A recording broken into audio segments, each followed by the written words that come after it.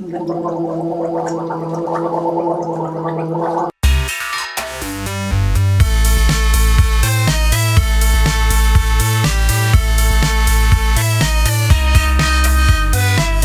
petita no volia que existís la regla i no només això, sinó que alimentava la secreta esperança que a mi mai em vingués. Una mica com el punt 7, allò que no està demostrat que m'hagi de morir, doncs jo no està demostrat que m'hagi de venir la regla.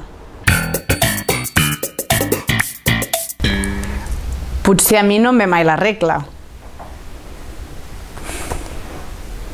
Però això voldria dir que et passa alguna cosa o que estàs malalta. Ah, com de malalta? Tipus que un grau acceptable el comprava. Em feia pànic, em feia cosa, era com la ominosa i obscena espasa de Damocles que podia arribar en qualsevol moment i arrebatar-me l'oportunitat que Peter Pan em vingués a buscar. Era pringar un munt de calces i dir adéu a la meva infància tot en un, saps?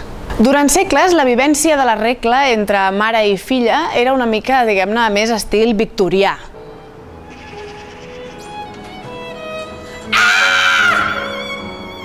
Mama, estic sagnant, crec que em moro! Molt bé, ets una dona.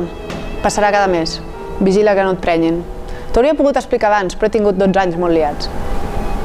Té un matalàs.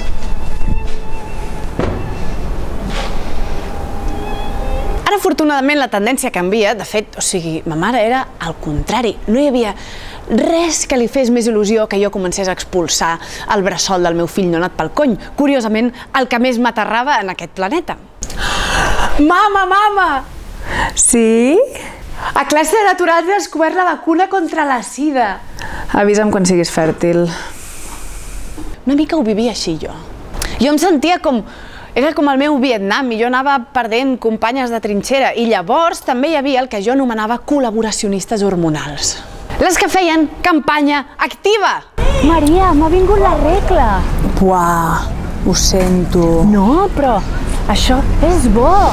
Vol dir que el meu cos funciona perfectament. El cos et funciona estupendo, però el cap no et carbura. O sigui, tu saps que et podria venir als 18 anys, que m'ho han dit en una xerrada. O sigui, fas primer d'ESO, mira quants anys de regla gratis t'estàs menjant.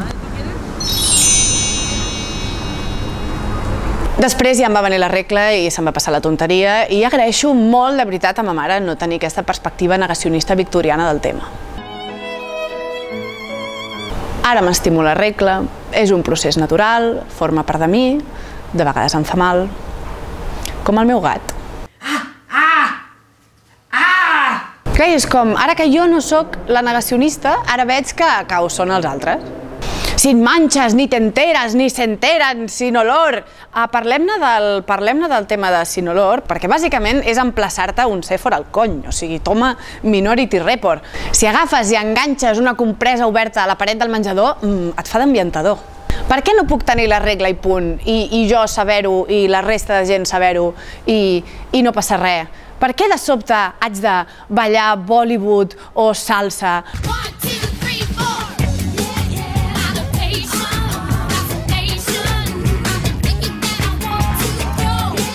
Talla, que m'ha caigut. Això de cara a fora, perquè de cara a dins també és un jaleo. 1. Et creixen les tetes. És el last call perquè et fecundin i el cos es posa subtil. Fan com goig, però també fan mal i són com aquesta democràcia. No nos representen. 2. Va sortida, perquè posis de la teva part en això que et fecundin. Clar, no, havíem pensat de fer una altra versió, però al final van decidir que volien un rotllo més... Albert Rivera, m'estàs escoltant? No, perdona. Estava pensant en follar.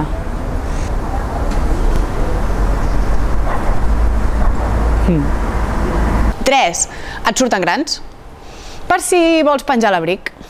4. Després de Rússia, Iran i Turkmenistan, allà estàs tu com a quarta reserva mundial de gas natural.